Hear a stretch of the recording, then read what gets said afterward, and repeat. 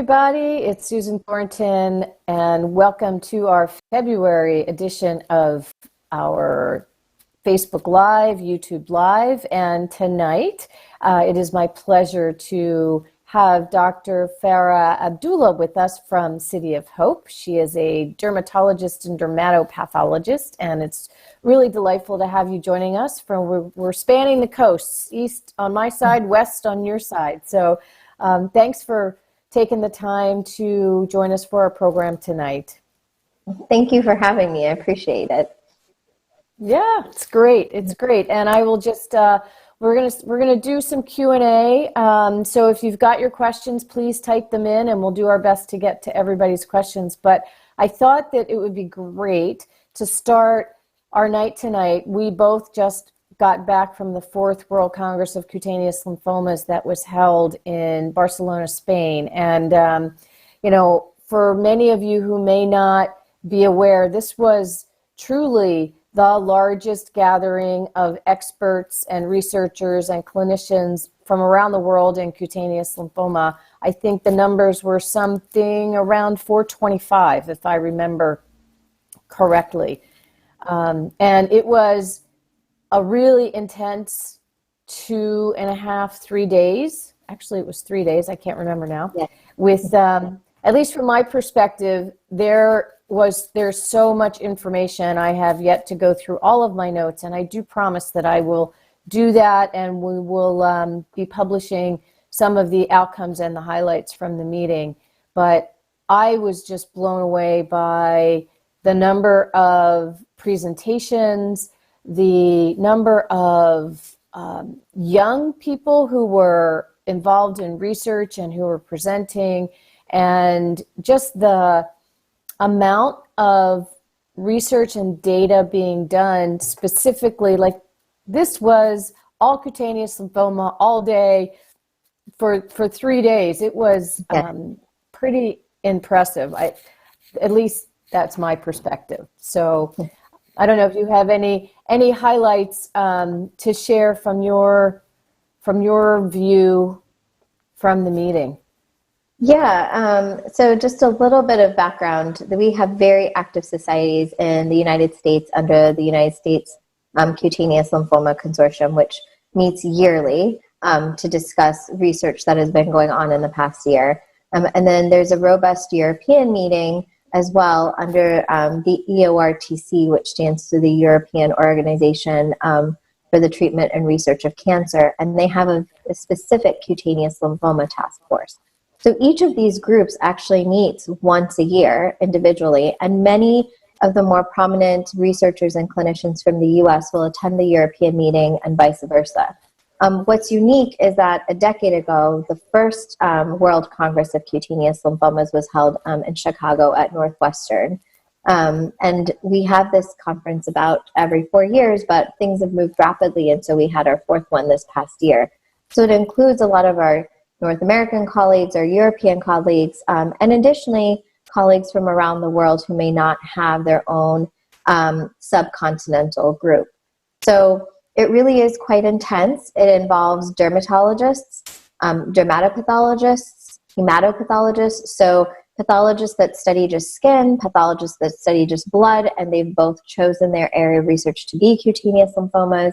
It involves oncologists, again, whose area of research is cutaneous lymphomas, and it also involves radiation oncologists as well. In addition, that's just the clinical community. Then we also have the research community, people who have PhDs who are at the lab every day. And so it is really a unique time for everyone to be able to get together and break down from their silos and actually talk to each other. What's also really unique is that it takes a lot for an idea, whether it's a diagnostic test or a treatment, to make it all the way into practice. It can take up to a decade. And so those ideas have to be very, very thoroughly vetted before even the first patient is treated on a clinical trial. And so a conference like the World Congress of Cutaneous Lymphomas is an opportunity for those of us in practice and those of us at the bench to actually vet each other's ideas and say, is this something that we think could be of benefit to our patients before we commit the money and the resources towards it. And so really then only the best ideas are brought forth. And it's really lovely to see those silos broken down and people bringing their passion for making patients' lives better by having these discussions, being open to what could be done better, what should be done better, and really sharing their ideas and bringing their best forth. Yeah, and I will also say that in addition to your point, where some of the deep dive science, that lab kind of research where, you know, they're looking at the petri dish to see what happens when you either add a potential drug compound or trying to understand the underlying process of the disease, which in cutaneous lymphoma is so complex. There's no one specific pathway, or, you know, we hear all about with other cancers, genetic markers or one specific biomarker. And, you know, what I come away with from this meeting is the complexity. There's not one specific silver bullet. There's not one particular biomarker that it will be able to target with a drug therapy, or there's a lot of combinations, and there's a lot that happens, to your point, way before you even get to a therapeutic idea, really trying to understand how this disease functions. Why is it so smart?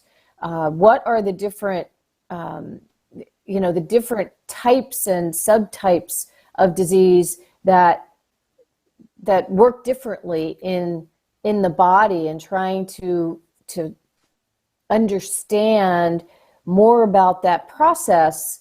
And as we learn more about that process and that gets shared amongst the researchers and the clinicians, trying to then come up, to your point, with what's the best route forward to look for a possible new treatment or even combination of treatments.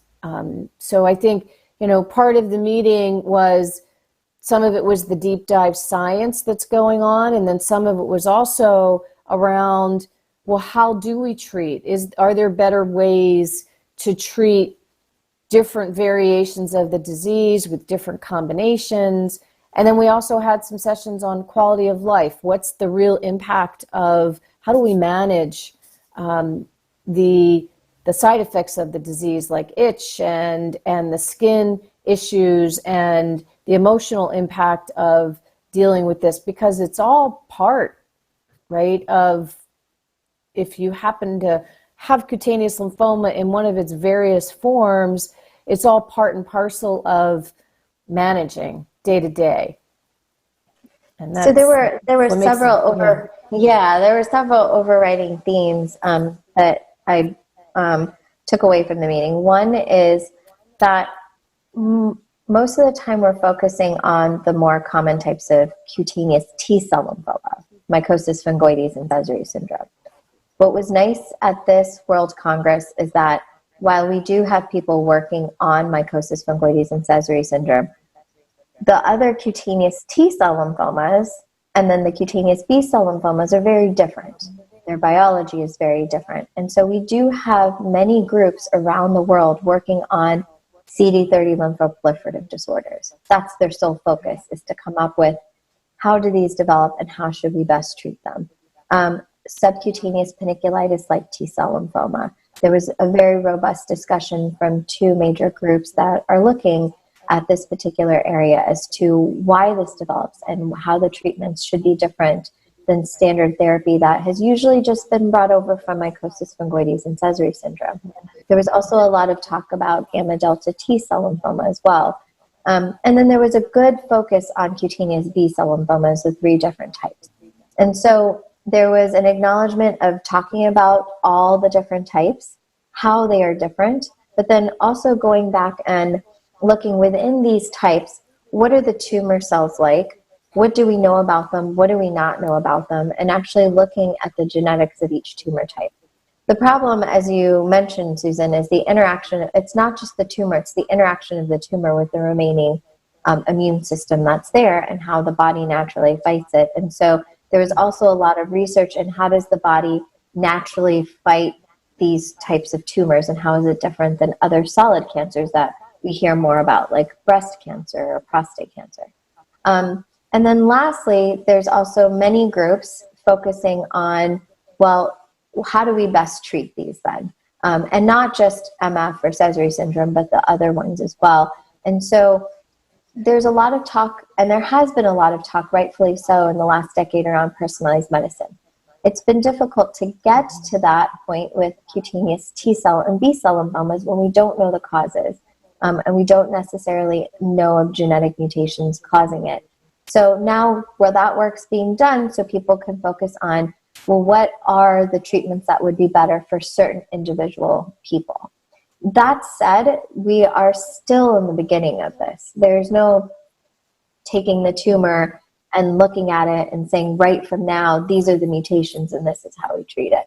We're just in the phase where we're finding the mutations, and we're saying, what do these mutations actually mean? Do they translate to something? Because a mutation is one thing, but does the body express it enough, and is that the cause of the lymphoma? And if it is, then what treatments can we apply to it? And so there were multiple groups looking at combination treatments, but they were not looking, if this person's working on this, can we validate what they're working on and what can be done next?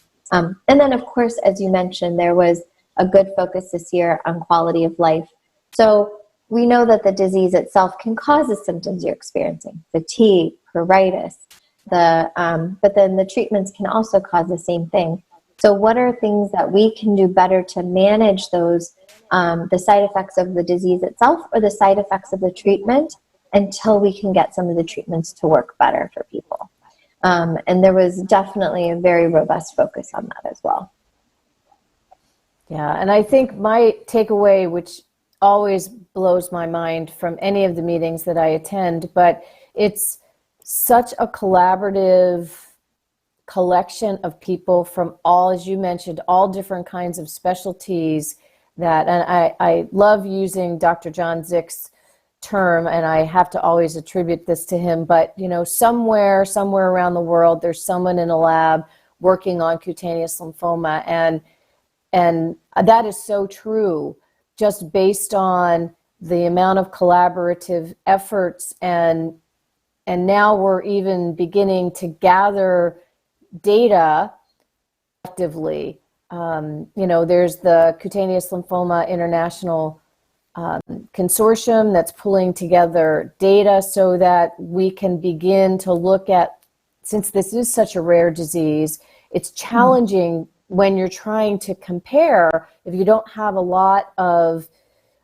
either samples to look at, to compare, or patient information. So now the work that's being done to collect that data, so that, you know, you need statistical analysis, you need enough data to be able to make some assumptions or some conclusions. And I think that the overall global collaboration and pulling that data together and then sharing that is really, from my perspective, sort of from the outside looking in, is just blows my mind. And the willingness for everyone participating to share and to question and, you know, to test the theories that people have, I think is really,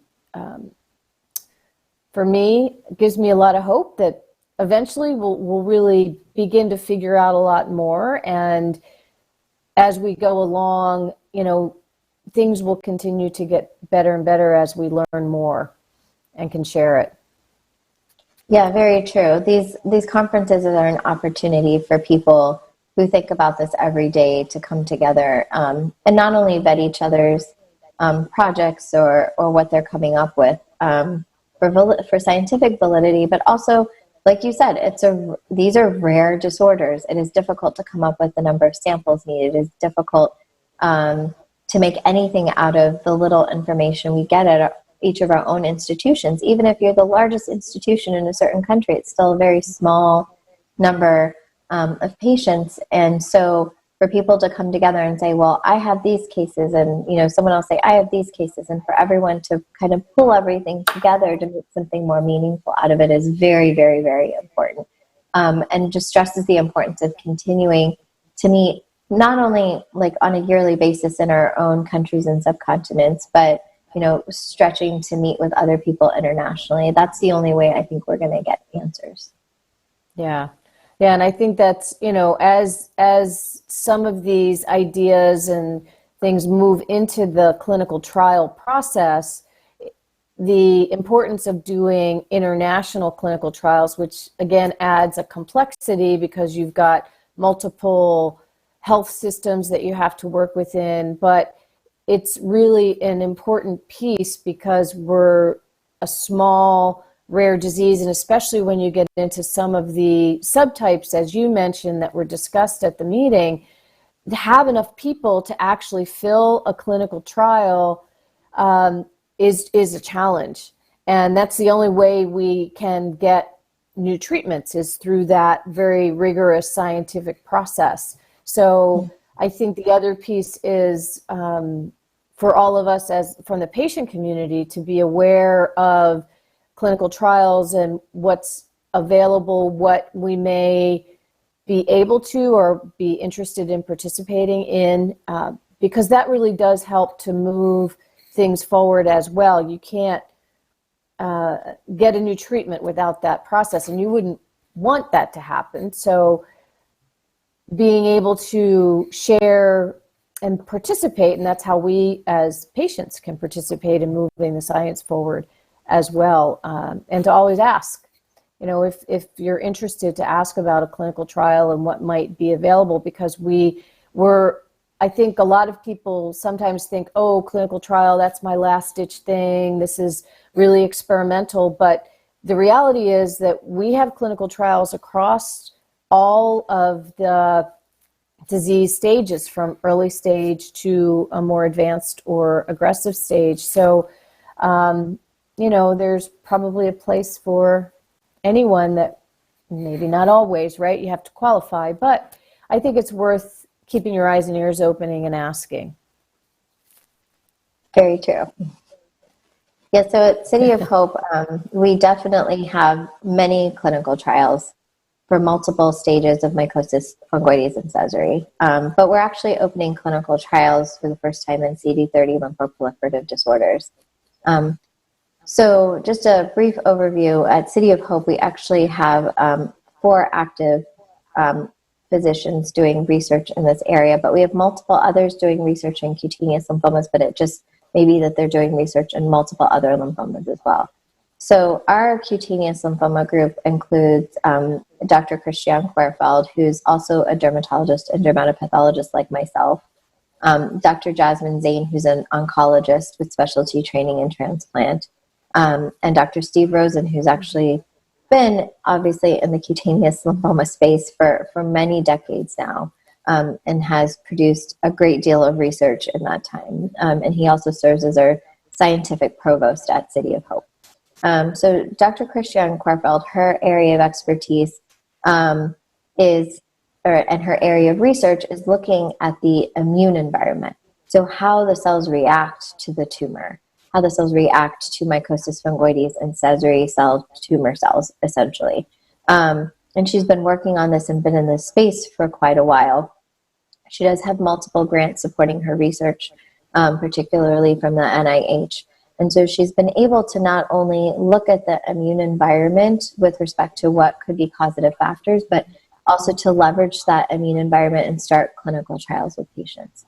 So she does have a lot of experience in that area, and much of the research she presented at the World Congress has to do with that. Dr. Jasmine Zain, our oncologist, actually has specialty training, like I said, in transplant. And that's who you need to do a transplant, is an oncologist. And so she in particular does transplants for cutaneous lymphoma patients. And what's unique about her, she follows you from beginning, where you may start with Dr. Querfeld or myself as the dermatologist, all the way to the point where you may need one. So she's got personal experience with you at every point. And her area of research is looking at different variations of transplants for patients, not just with mycosis fungoides, that's advanced, or Sézary syndrome, but also gamma delta T cell lymphoma. So she's not just looking at mycosis fungoides and Sézary syndrome, but she's looking at the actual process of transplant and where it should be best leveraged against what therapies currently exist. And then myself, I look in particular at CD30 lymphoproliferative disorders. So the entities of lymphomatoid papulosis and anaplastic large cell lymphoma. We actually have done some pilot research looking at the genomics, so the genetic mutations that may exist in lymphomatoid papulosis and anaplastic large cell lymphoma. We've got some and more information than we've had before, and we presented that at the World Congress concerning genetic mutations. But what we do need to do is actually continue that work and actually obtain more tissue and work with our consortium universities to move forward with that. And then once we find those mutations, looking at the pathways that those mutations set off. We're doing this in an effort to figure out, well, why do you get LYP? Why do you get primary cutaneous anaplastic large cell lymphoma? Is there something different with the patients who may later develop mycosis fungoides concurrently with that? The other thing that's also unique is we're starting a clinical trial in lymphomatoid papulosis and anaplastic large cell lymphoma. We're looking to start this in the next month or two. And so it's patients who have failed one previous line of therapy, and we're using the drug leflunomide, which is actually very well studied for rheumatoid arthritis. And so we're looking at this drug because we believe that if at the bench, we've seen that the cell lines that represent LYP or anaplastic large cell lymphoma respond, we want to see if, patients will actually respond and if it will have less side effect than the current therapies that we have. So that's some of our ongoing research that we shared at the World Congress, and that we'll continue to keep looking at. There are other things, obviously, that we'll look at. We still want to look at, SPTCL and gamma delta T cell lymphoma. But again, that is very much in partnering with other institutions who have cases as well, so that we can make get more meaningful information from the tumor tissue that patients so generously give to us. Yeah, and that's so great. And I think that speaks to the depth and dedication of what you are all doing at City of Hope. And I know there's probably a lot of people on our call tonight or will come later that know Dr. Querfield from her days at Memorial Sloan Kettering as well, or maybe even when she was at Northwestern way back in the day, or Dr. Zane in New York. You guys all just abdicated the East Coast and went west, and I guess I can't blame you. But, and I think that does speak to, it's such a broad category and there's so much work to be done. It's exciting from my perspective to see that there's more in-depth research being done, and I know your specialty in CD30 lymphoproliferative disorders, particularly LYP and anaplastic large cell, which it doesn't always get as much press in our world because, most people have mycosis fungoides or Sézary syndrome, and those tend to be what are top of mind. But these other disorders are also, and there are lots of people out there, I hope, listening that can get a sense that there's a lot of work being done on the wide variety. And not only are clinicians seeing patients every day and treating all of us, but engaged in the research, and that we really need all of you.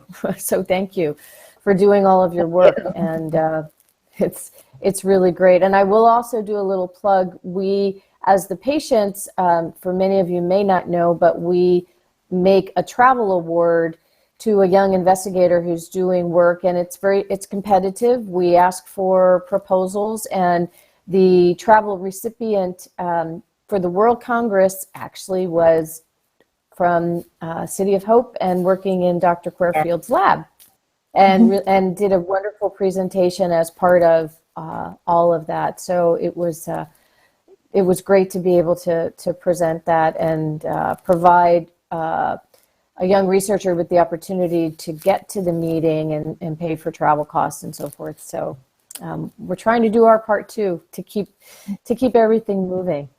So that's a little recap.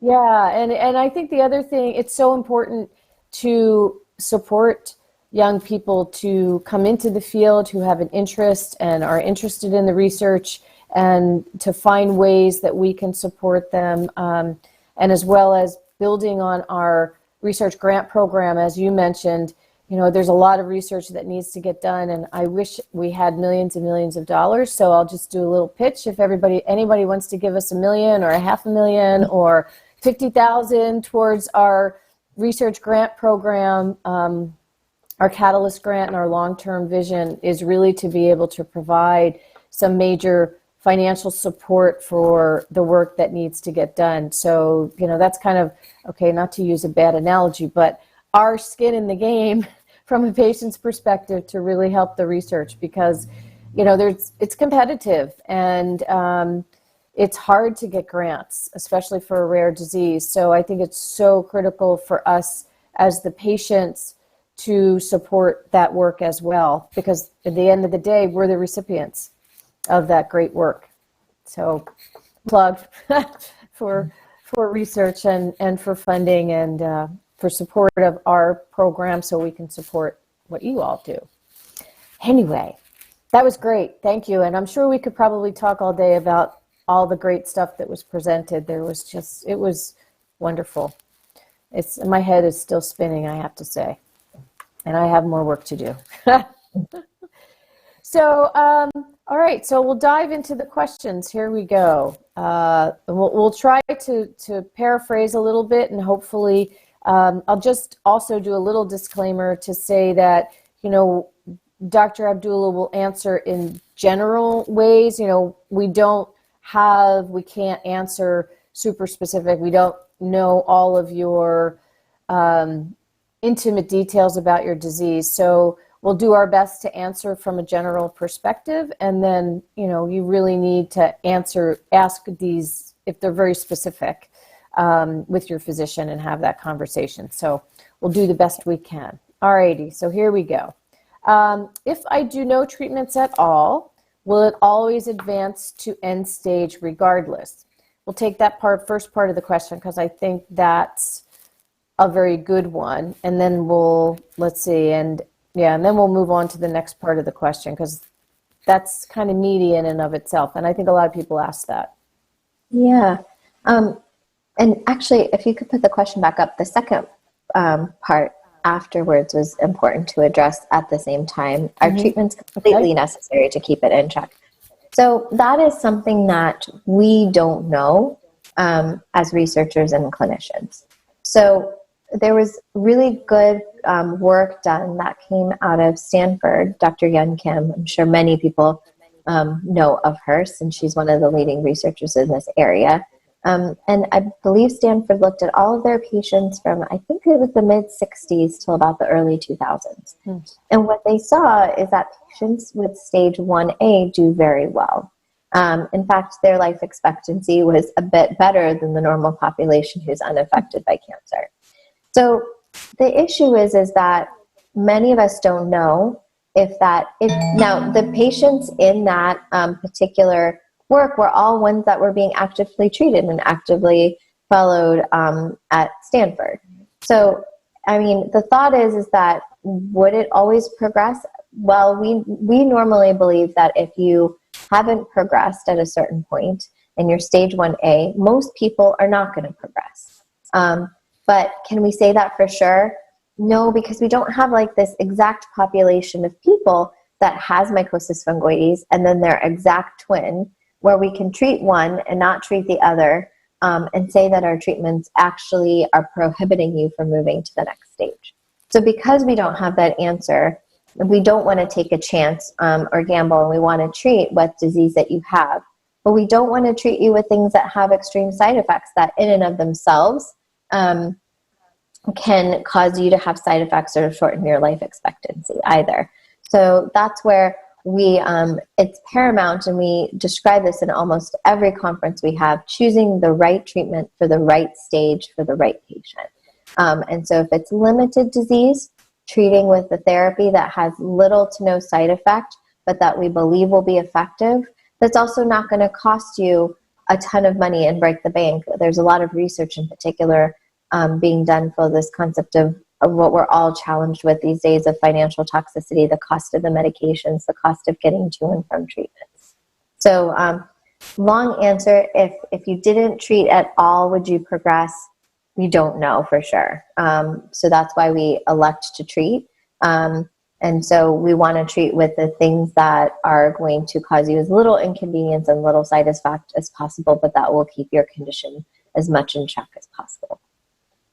Stage 1B, that's hard to answer because 1B encompasses a lot. It can be anywhere from 10% of your skin surface area to 80% of your skin surface area. And it really depends on what side of that spectrum you're on. It depends on what kind of spots you have. Do you have patches that you can barely feel, or do you have thicker plaques? What did your pathologist see under the microscope in terms of like the cells themselves, what they looked like, what markers they're showing, if they show something called follicular tropism, which is involvement of the hair follicles. So that one, I'll have to defer to the patient's treating team because they'll have that information. Yeah. Yeah. And again, I think that we can share general perspectives, but that's why it's so important. I think in this disease as well, I know at least in my experience, your physicians become your long-term partners. And I think it's really important because it's a long-term relationship. As you said, we don't know necessarily how someone's disease is going to work and what's going to happen to it over the course of time. And so, it's really important to have that good relationship so that at any given point in time, you have a good baseline and you can see what might be different for you, which may not be the same as for someone else, but the relationship with your physician is really, really important because it tends to be long-term. And when they retire, it's really problematic. So none of them are allowed to retire, just saying. Okay. Well, I definitely sympathize with the person writing the question. It is very difficult to travel for constant light therapy. I often tell my patients who are coming for light therapy, if I had mycosis fungoides tomorrow and someone told me I needed to show up at an office 2 or 3 times a week, I cannot imagine what would happen at work. And so I greatly sympathize. I think it's an opportune time to talk with your physician who's treating you about other available treatments for your type of stage 1B disease. It's no small feat to make it out of your house and away from work and away from family 2 to 3 times a week for months, if not sometimes years to maintain that treatment. So I definitely encourage you to have that conversation. I think that there are other treatments that are probably available. Yeah, agree. Okay, let's see. Next question. Similar to the other, been stage 1A for 30 years, but patches are getting larger, but still patches. And am I doing a disservice to myself by not treating it? Oh, and no itching. That's good. Yeah. Oh, no, that's great. I'm really happy that you don't have itching. I'm really glad that you have stage 1A and it's stayed stable for 30 years. I don't know that you're doing a disservice. It's been stable for a number of years. The thing is that even, that's why I'll usually more veer towards topicals for my patients with stage 1A and say, when it's there, treat it. And when it's not there, don't treat it. And obviously for things that can be very irritating to the skin, like nitrogen mustard gel or bacsaritine gel or imiquimod cream, which we're using more and more, I often say, sometimes you're just going to need a break from it because it's tough to get those creams and ointments on every single night and interfere with your bed regimen or your partner's regimen and worry about getting the medication on them. Those are very difficult things to deal with. It's not stuff that you normally have to think about. So stage 1A, I'd say if you're stable, hopefully you're going to be stable. That's what the data show. But again, we don't have data to say, oh, if you were the exact same person and not treating that, you wouldn't progress. So I think it's always a good idea to keep an eye on it. Make sure that you're following with a physician at least a couple of times a year. So if they see anything that is suspicious to them and is changing, and your disease is changing in any way, they can maybe tell you something that will push them more to have you treated. So, but usually if it's stage 1, we use a lot of topical steroids, a lot of topical ointments that are easier to do at home. They don't necessarily have to be done every night. I have patients that go on for months. Maybe instead of doing it every night, 7 days a week, they choose to do it 4 to 5 times a week, so that they're still getting clearance and they're treating the disease, but they're getting a break from that regimen every day, or every week. I'm sorry, not every day. Yeah, and I think that goes back to as the individual living with the disease, being accountable, right? Because we look at our bodies every day. So being able to, I think in some ways we are the best judge to see if something, especially if you've been living with something, like I've also been living with this for 30 years myself, I have a pretty good sense of how the disease presents on my skin, and when it presents differently than normal, which of course it's not normal, but to have cutaneous lymphoma, but I'm used to looking at it and seeing it on my body, and I have a pretty good sense now after all these years of when something is different or needs to really be checked. And I think again that comes down to having that relationship with your physicians to be able to say, this looks a little weird, maybe we should do another biopsy, or I'm seeing, it looks like I've got another patch over here. Maybe something potentially has changed that I should get checked out. But, I think it's paying attention, right? Yeah. And, the question that you're asking is an excellent one. And it's one that we ask ourselves all the time in this field. If you're stage 1A, who are the people that do eventually progress? How do we pick them out? What are we seeing different on biopsy? And so some of the research that was also presented at the World Congress was, what is different about stage 1A patients? Like if you have a group of patients that you followed over time and they never progress, what was different about them on biopsy? What was different about their blood work compared to the person maybe that did start with, that type of disease and advanced? And I hope that one day we come to the day where if you have 1A, we're not telling you that you have lymphoma and that you need to, carry on, and that you have cancer and that you need to carry forth. And we can tell you it's something to just ignore. We just don't have that data yet. We have suggestions of what may cause people to progress or not to progress.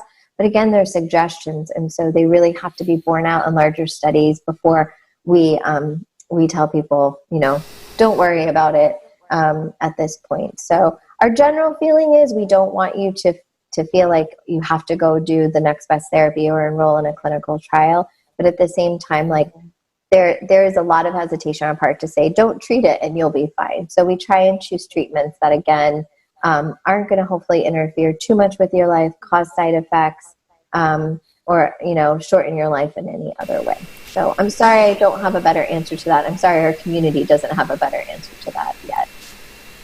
All right, Susan, we have a two-part, Susan and Dr. Abdulla, we have a two-part question. Okay. So here's the first part. Okay.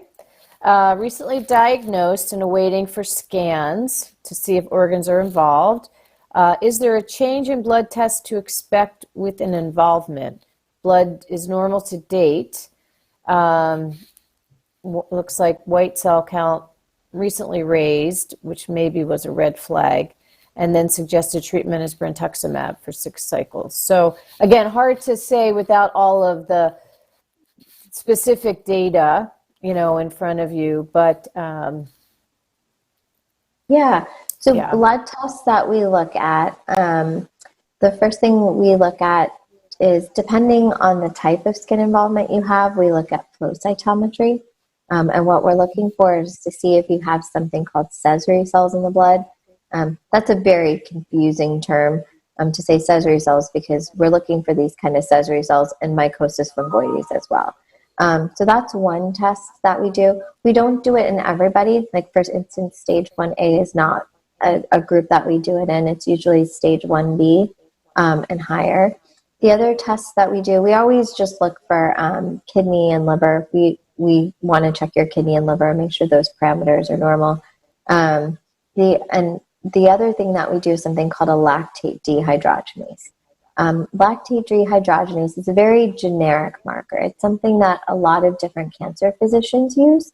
And the reason that we're looking at that is to actually see if it's like 2 or 3 times the upper limit of normal. It tells us how aggressive your disease may be. It doesn't necessarily mean other organs are involved. So the best test to see other organ involvement is actually the CT scans or the PET scans. Right, right. And again, early stage disease doesn't always require a PET or CT scan, because this disease does show on the skin most of the time. So it's a visual with a biopsy and a knowledgeable clinician, kind of those 3 parts. And then depending upon how the person presents, then there may be additional testing done to try to quantify. Is that exactly. Like, we would not do a PET CT and subject anyone to the radiation levels that are there with the stage 1A. But it is important, maybe in a really extensive 1B or one patient with 1B that has an elevated lactate dehydrogenase that's very, very high, or positive Sézary panel, to go ahead and to do that. And definitely stage 2 and above. Most physicians are doing that. And that's what's recommended in the National Comprehensive Cancer Network guidelines, which is a good place to go to see, like, kind of look at your stage of disease and look at like what the workups are suggested, and also see what treatments are suggested. And so we try and unify things as much as possible as a group of experts, but taking into account that every person is different. Everyone comes to the table with different medical histories, different other diseases they may be dealing with, different family histories. Right. So while those are guidelines that we look at to say this is what you should consider having done, there might be deviations off of that map, just based on who you are and what your background is, so that we can personalize the treatment more. Right. Right. Okay, here's the second part of that question from that same person. Okay. Okay. Can you put that back up? Okay, so this is going down the transplant route, and asking about what kind of, a donor or, well, yeah, I guess that's, maybe we can share about the different kinds of transplant and what kinds we typically would use in cutaneous lymphoma, and then talk a little bit generically about graft versus host disease and how that kind of all plays, and maybe set the stage to say, transplant, stem cell transplant in cutaneous lymphoma is not done that often. And there's lots of other options before we get to that place. But maybe talk a little bit about, because there's different kinds of transplants, so we can start there and then talk a little bit about graft versus host. Yeah, so definitely good questions, and I'll answer them to the best of my ability, being a dermatologist. So most of the time in cutaneous lymphoma, actually, almost all of the time, there are 2 major types of transplants. Autologous, meaning getting your own stem cells, and allogeneic. Virtually no one does autologous. We're all doing, most institutions are doing allogeneic, so stem cells from somebody else. And I will have to defer to my colleagues as to why they think that's better. But, from the clinical trials that have been done, the response rates are better with allogeneic versus autologous. And so it's definitely something where, speaking with your oncologist, they would have to see There's certain things that they look for in the person donating to you, whether it's a sibling or whether it's an anonymous donor, and they're trying to match up your immune cells as closely as possible. And the reason to do that is so that eventually, yes, we want to cure your cancer, but we don't want to introduce cells that are foreign to your body unnecessarily either. And so that's where graft versus host disease comes in. It's a disease. It's not something that we want you to have after transplant. It's a complication that can happen as a result of transplant. And so there are different forms of graft versus host disease. The most common forms are gut graft versus host disease. There's skin graft versus host disease. There's liver graft versus host disease. There's eye graft versus host disease, so affecting different organs. And so not everybody has all organs affected, and not everybody gets this complication. When you do get this complication, there are different severities to it, and there are even different subtypes. We have acute, which means it's happening very soon after transplant, and it actually also, in addition, is different kind of looks on the skin or different presentations in the liver or the gut. And then there's chronic. And that means that, again, it's a different form altogether, and again, can involve those systems and actually necessitates more long-term care. So I definitely defer to my oncology colleagues to discuss like those parameters are that they're trying to match up for an individual patient and their donor, and what that means. But they try and match as closely as they can to actually avoid you developing graft versus host disease after. There's what we call the graft versus lymphoma effect, which is basically when you're getting those cells, we want your cancer cells not to come back, and we want your donor cells to be somewhat active to eradicate any cancer that's there, but we don't want you to develop the disease. And that is unfortunately a definite complication that can occur. It doesn't occur in all people, but it's not a rare complication either. So it's something definitely to speak through with your oncologist. Most oncologists will not do it if there are other therapies available that they think that would be better. Yeah, and it's definitely one of those things that you need to have a lot of conversations and discussions about. Yeah, it's a very big decision. Okay, yeah. I'm going to read some of the questions right now, Susan. The next one, this person, Dr. Abdulla, I have MF. If my blood counts are high, what can I do to get them lower? And if they're lower, what can I do to get them higher? So I guess if their blood counts are off, are there some general things they can discuss with their doctor to address that? Okay. I would need a little bit more information because blood counts could be white blood cells, it could be red blood cells, it could be platelets. So that's a little bit difficult to answer because depending on what those counts are would necessitate different things. So. Okay. It may or may not be. Okay. Yeah, and let me. And it may or may not be related to the mycosis fungoides, unfortunately. Right. If the person would like to clarify that question, and maybe you guys can send it to me after, I'd be more than happy to answer it. All right. Another question related to MF. Are there reasons why I get tired all the time? Is it because of my MF? And what does my MF have to do with my skin and my blood? I stopped treatment because of the constant going.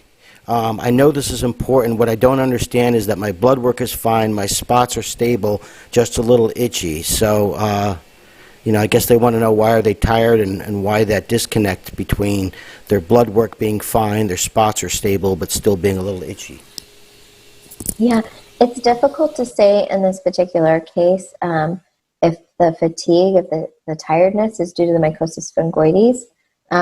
If you're stage 1A with patches, we don't expect fatigue as a complication. But if it's a large surface area that's involved, like a lot of skin, if there are thicker plaques, if there are certain factors like we call follicular tropism, meaning involvement of the hair follicle, if there's large cell transformation, meaning those things that indicate advanced disease, that could definitely be as a result of the mycosis fungoides. So it really depends on the stage and the extent of involvement, more so. Also, some oral therapies can make you tired too. Like for instance, oral bexarotene, also known, as targretin, actually depresses your thyroid. So that can make you very tired too. And so one of the things that we definitely do is check people's thyroid while they're on the medication to make sure that, we're boosting them with synthetic thyroid hormone to keep their energy levels up. So depends on the stage, and it depends on the therapy that they're doing. Doesn't necessarily relate to just the diagnosis, unfortunately. So, or the blood work. So, right. And sometimes it may not be related to this disease, right? It could be you're not sleeping well, or you have other stresses in life, and really trying to have a conversation with a health professional about other things that may be going on that could be contributing as well, to try to figure out what the source is, and whether it's disease related or perhaps it's something lifestyle related that you could exactly, try to work or other on. medical conditions that are going on. So, right. Yeah. Right. So, Yeah. All right. Can you share the success rate of moga treatment? So that's mogamulizumab, which is the most recent approved, FDA-approved systemic agent for cutaneous lymphoma. Yeah, so depends on the type of disease and the stage. So overall, for cutaneous lymphoma, mostly mycosis fungoides and Sézary syndrome, the response rate is somewhere around 30%. However, we've seen in a subtype, so Sézary syndrome, that the response rates can be higher, and they can be higher as around 40 to 45%. So it really depends on whether it's mycosis fungoides or whether it's Sézary syndrome, and what stage you're at. But the higher response rate is definitively for Sézary syndrome. It's an antibody, so it's going in through the IV, and it does actually show a good improvement in the blood. So hence with Sézary syndrome, I think that's why we're seeing more of a response there. Yeah, and I think too, we'll learn more as the clinicians get more experience in the real world. So, clinical trials are very strict and have to follow certain protocols, so you can't really deviate. But once the drug is approved, then it can be given to a wider variety of patients. We can really begin to collect more data on where it's most effective, and perhaps where it isn't as effective, which it hasn't been used in the real world for very long. It's only been, I think, about a year, 3 years. right? So a year and a half or 2 years. Okay, it was 2018. Yes, yeah, 2018, right?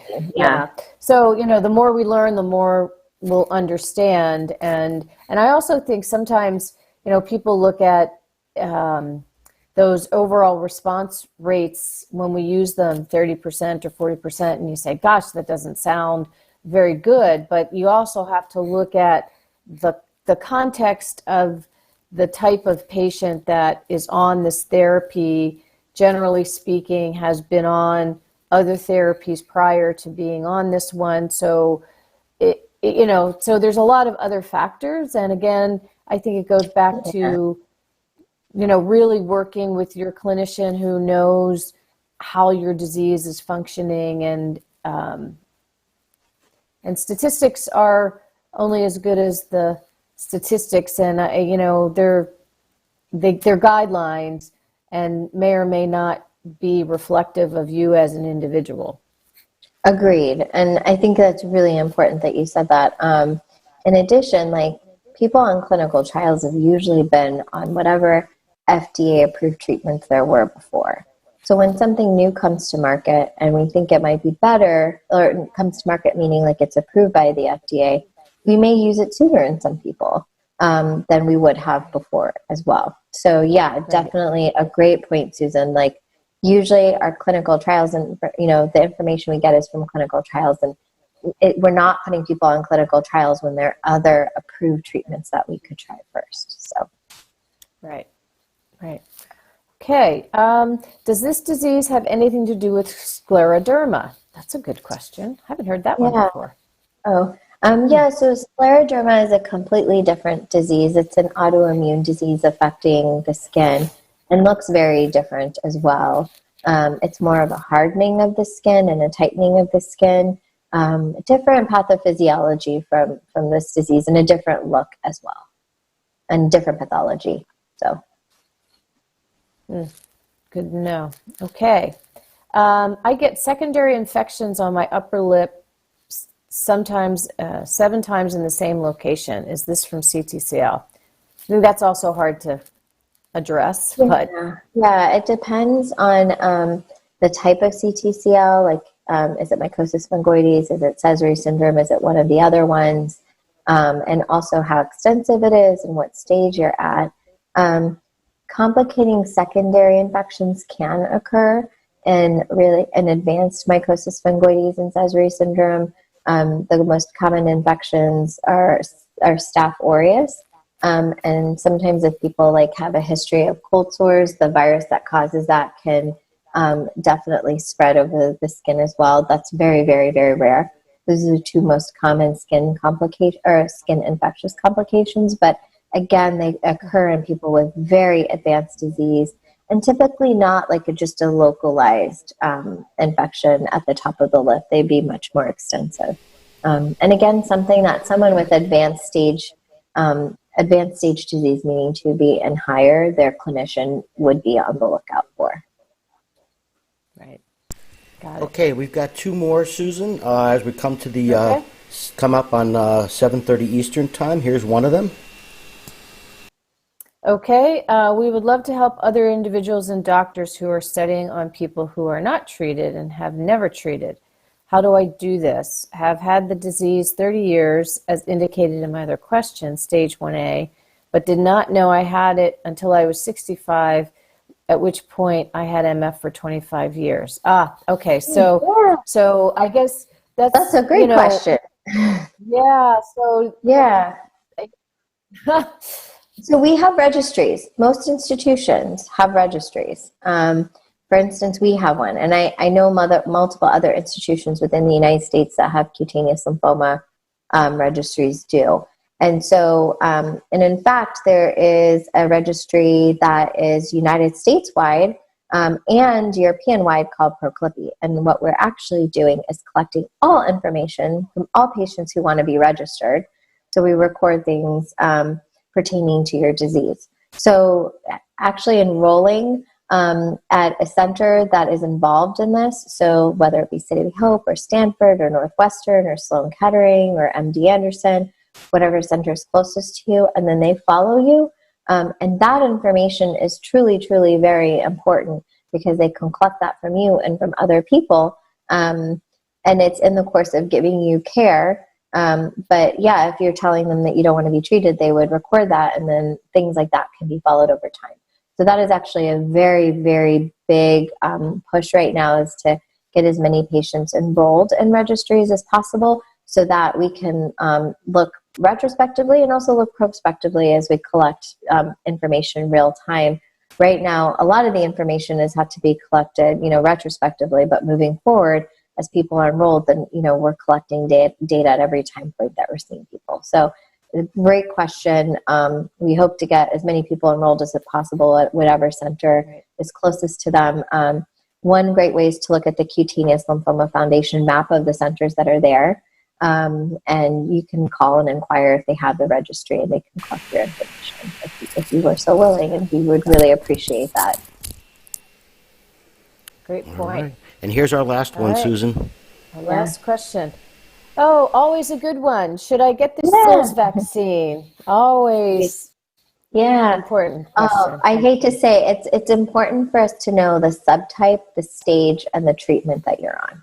So, for instance, patients with stage 1 Mycosis Fungoides who are in topical treatment absolutely can get the shingles vaccine, barring any other conditions that would prevent them from doing so. However, it's different in advanced stages depending on the therapy you're on. And the reason would be is we don't want to give you a vaccine that maybe wouldn't work because your therapy would be interfering with it. So a good question to ask your treating oncologist if you have advanced stage disease. But early stage disease 1A, 1B, being treated with topical or phototherapy, you could take the shingles vaccine. Right. And then there's the newer vaccine is also a dead virus, from what I understand, and that was one of the challenges as well. Yeah.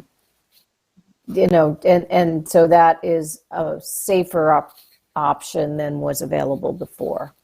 Yeah, and definitely something that is of great importance in people with advanced stage disease. Right. Right. Great. Oh, good questions. Thank you. Yeah. And thank you thank for, you for all those questions. yes, and thanks for, I think we are up, it's 7:31 our time. So really appreciate your taking the time to be with us tonight and for answering all these questions. And thanks to everybody in the audience who posed such great questions. I'm sure that a lot of people really were served tonight, and your questions were great. We always appreciate them, and you guys are so smart and ask such great questions. And we really do appreciate our supporters that allow us to bring this technology to you and to be able to do the programs every month. Our opportunity to try to share knowledge and information, that's really what we try to do through all of our different avenues. And speaking of which, we will be in LA for our Ask the Experts live program on April the 4th. So if you're in the LA area, Dr. Lauren Pinter-Brown and Dr. Jasmine Zane will be our two guest physicians for that program. So if you're in LA, we hope you can come. And we're doing additional programs throughout the spring. You can always find information on the website or join our mailing list and you'll be notified. And of course, our big 2-day program is coming up at the end of June, and we'll be in Reston, Virginia, right outside of Washington, D.C. So I always, you know, if you can come and you want to spend some time in D.C. and come and join us for 2 days, we're going to have a great program, and there's lots of time to engage with other people. And it's nice to be able to be in an environment where you can ask your questions, learn something new, and connect with other people that might be going through a similar experience. So come and join us if you can. And please always provide us with feedback. We want to know, are these programs valuable to you? Would you like to see us do something different? Or if there are questions, we'll do our best to answer them. And, you know, because this is why we exist, is to help you along your journey and to support you as you and your physicians do their best to treat your disease. So thank you, Dr. Abdulla, again, for joining us tonight. And we wish everybody a really great rest of your week, and we look forward to connecting next month. And off the top of my head, I can't remember our topic or our guest speaker, but forgive me for that. But we will be back in March. So, and thank you, Dr. Abdulla. It's really a pleasure, and it's been an honor to have you with us. Not at all. Thank you. I really appreciate all of you welcoming me into your evening. So, and thank you for all the great questions. It actually helps me when I see my patients to anticipate what people might be thinking that they're not verbalizing to me, especially in a quick appointment. Yeah. Good point. See, y'all helped educate the physicians too. It's a good thing.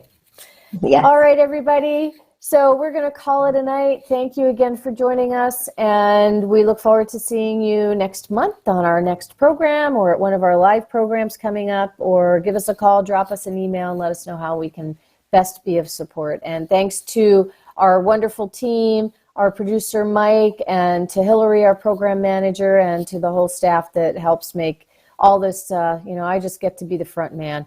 They all do all the hard work behind the scenes. So thanks, everybody. Have a great night and a great week, and we'll see you next time. Take care. Bye-bye.